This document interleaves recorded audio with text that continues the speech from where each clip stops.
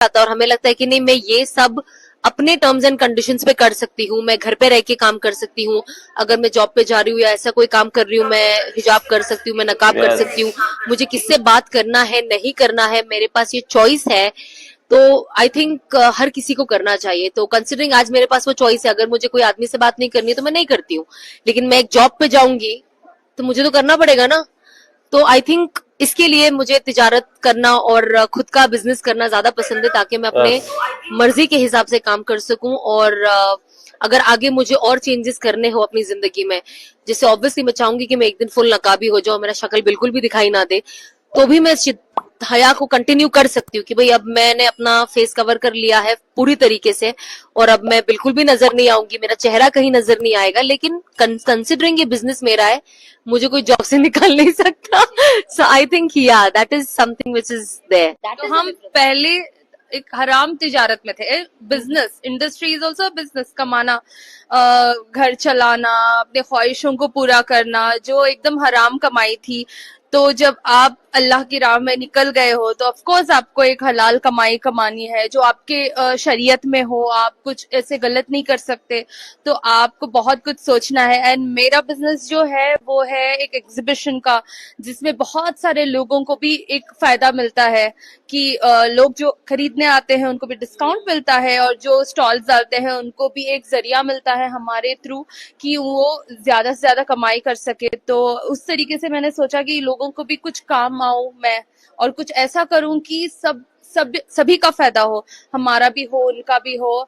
तो उस तरीके से हमने कुछ ऐसा प्लान किया बैंगलोर में कि सबका फायदा हो और ऐसे एग्जीबिशंस करूं अल्हम्दुलिल्लाह। तो यस, हमारी माँ खतीजा भी उन्होंने भी ताजिर थे। तो मैम आज के डेट में वुमेन्स जो ऐसा बिजनेस करते हैं तिजारत, तो उसमें बहुत सारे लोग ट्रोल्स करती हैं, तो आप उन लोगों को कैसे डिफेंस करोगे?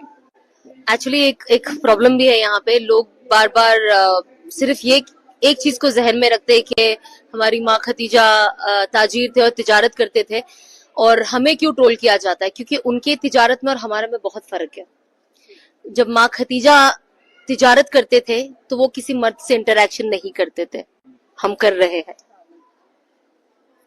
सेकंड, उनके पास बहुत सारे मर्द थे जो काम करते थे, लेकिन वो कभी उनसे डायरेक्ट बात नहीं करते थे, लेकिन हम कर रहे हैं। वो जो मैसेज देते थे कि मेरा ये काम हो जाए, जो उनकी खादिमाएं होती थी, जो उनके साथ जो औरतें होती थी, वो मैसेज को आगे लेकर जाती थी और मर्दों को बताती थी। जब रसूल अल्लाह सल्लल्लाहु अलैहि वसल्लम भी जब उनके लिए जब उनका जो बिजनेस से वो एसोसिएट थे और जो उनकी चीजें लेकर जाके वो दूसरी जगह पे उसका बिजनेस करते थे, वो भी माँ खतीजा से कभी डायरेक्ट बात नहीं हुई है।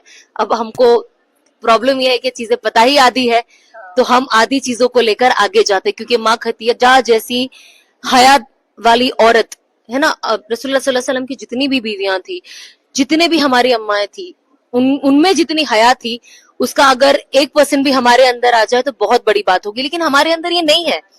तो यहाँ पे एक ऑब्जेक्शन उठता है, जो सही बात है। देखिए, मैं अपनी तिजारत करने के लिए अब मैं शरीयत बदल दूंगी, कहूंगी नहीं ये भी हो जाए, तो ये गलत बात है ना। मैं भी इसीलिए चाहूंगी कि मेरे लिए भी एक जरिया बने जहां पे मैं भी आगे जाकर कोशिश करूं कि मैं भी किसी मर्द से डायरेक्टली बात ही ना करूं, और मेरे पास लोग अंडर हो या कोई मेरे लिए काम करता हो जो मेरा मैसेज आगे लेकर जाकर करे, क्योंकि जाहिर सी बात है कि इंसान जो तिजारत करता है, अल्लाह ने उसको जरिया दिया है ना।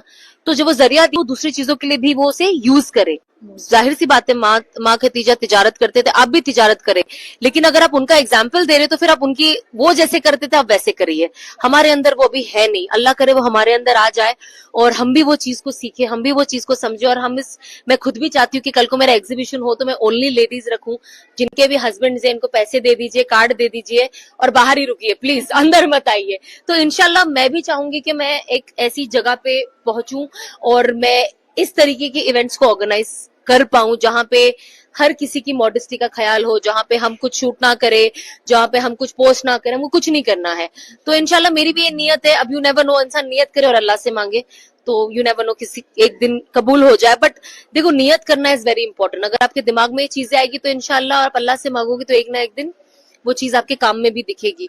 तो बस अभी फिलहाल ये सोच है, आप दुआ करें कि अल्लाह हमसे भी ऐसा काम ले। आपको बैंगलोर कैसा लगा और आपके प्रोडक्ट्स का रिस्पॉन्स कैसे आया? वेल बैंगलोर तो मुझे बहुत अच्छा लगा, शहर तो बैंगलोर की ही है, शहर की वजह से मुझे भी बैंगलोर में एग्जीबिशन करने का मौका मिला और ऑनलाइन हमारा सेल माशाल्लाह से होता है and Bangalore has always been in the top 3 cities, Hyderabad, Bangalore and one more, कौन सी मुझे याद नहीं आ रहा है। Bangalore and Hyderabad has always been a top cities of shopping जो हमारे क्लाइंट्स होते हैं, तो मुझे बैंगलोर में आना चाहती थी मैं एंड देन फिर शहर से बात हुई ना, देखा हाँ शहर तो बैंगलोर में रहती है, तो जाहिर सी बात है मुझे क्राउड का अंदाजा नहीं था यहाँ पे, बिकॉज यू नो हैदराबाद में थोड़े नवाबी लोग होते हैं ना, तो उनका शौक होता है। बैंगलोर में मुझे आइडिया नहीं था कि लोग पसंद करेंगे, क्या करेंगे, कैसे करेंगे, क्योंकि ऑनलाइन जो खरीदते हैं उनका एक इंडिविजुअल टेस्ट होता है, लेकिन जब आप एक एग्जीबिशन लेके ऐसे शहर में आते हो तो मेजोरिटी का टेस्ट क्या है आपको नहीं पता। But I was very impressed and Bangalore has always been very nice and मुझे इतने सारे अच्छे अच्छे लोगों से एग्जीबिशन में मिलने का मौका मिला। आज भी जितने लोग आए वो मेरे पहले एग्जीबिशन में भी आ चुके हैं। आज इनफैक्ट 2 औरतें कश्मीर से आई है और कल एक झारखंड से आई थी for this exhibition to meet us. So I think that itself speaks volume कि हमारा ब्रांड का, एंड माशाल्लाह से लोग खरीद रहे, लोग अबाया पहन रहे, इनफैक्ट यहाँ पे खरीद के यहीं पहन ले रहे, इतना एक्साइटेड है। तो आई थिंक ये चीज देखकर आपको बहुत मजा आता है। And of course apart from that I love Bangalore weather, I love Bangalore food and I like few people also. Bangalore biryani, biryani और इतना तेज खाते हैं। Bangalore language it's so funny but it's fun, तो मुझे बहुत अच्छा लगता है। मतलब तो थोड़ा थोड़ा बैंगलोर लैंग्वेज भी सीखने लगे हैं। हाँ, समझ में आता है खड़को वड़को क्या क्या कुछ कुछ बोलते रहती है शहर, तो मैंने 1-2 वर्ड सीखे। बट या आई एंजॉय बैंगलोर एंड यहाँ पे अभी हमारे तो बहुत सारे, हम हज पे थे तो we had few people who were from Bangalore, हम कल भी उनकी दावत पे इनफैक्ट गए थे, तो हमारे हज के साथी भी यहाँ पे है, तो बहुत मजा आता है। सो आई थिंक दैट्स हाउ आपकी फैमिली बढ़ती है, you know, you keep meeting people. आजकल तो बैंगलोर सनाबाजी का सेकंड होम हो गया है, बिकॉज ऑफ कोर्स मैं उनकी बेस्ट फ्रेंड और बहन जैसी हूँ। बैंगलोर एक मायका जैसा हो गया है सनाबाजी के लिए। जब भी आपको माइंड रिफ्रेश करना है, कुछ भी अच्छे लोगों से मिलना है या फिर आपको तिजारत भी करनी है उसके साथ साथ, तो yes, and Bangalore is always so welcoming. इतना सारा प्यार मिलता है बैंगलोर में, तो अल्हम्दुलिल्लाह। एंड ऑल्सो उसके साथ साथ आई थिंक बैंगलोर की कितनी सारी लड़कियां मुझे भी आके मिलती हैं और एग्जीबिशन में भी मिलती हैं, जो कहती हैं कि सनाबाजी की वजह से बहुत इंस्पायर हुए हैं वो लोग। तो it feels very nice. I think Bangalore में एक बड़ा चेंज और ट्रेंड लेके आई है सनाबाजी विथ हर हिजाब एंड अबायाज। तो यस, मैं भी बहुत खुश होती हूँ उनका कलेक्शन पहन के एंड एवरीबडी इज हैप्पी। वो देख के मुझे बहुत खुशी होती है कि हमारा यंग जनरेशन को ये इतना इंस्पायर करती है, इतने स्टाइलिश अबायाज जो वो बहुत खुशी खुशी पहनते हैं। तो it is very nice to have her always.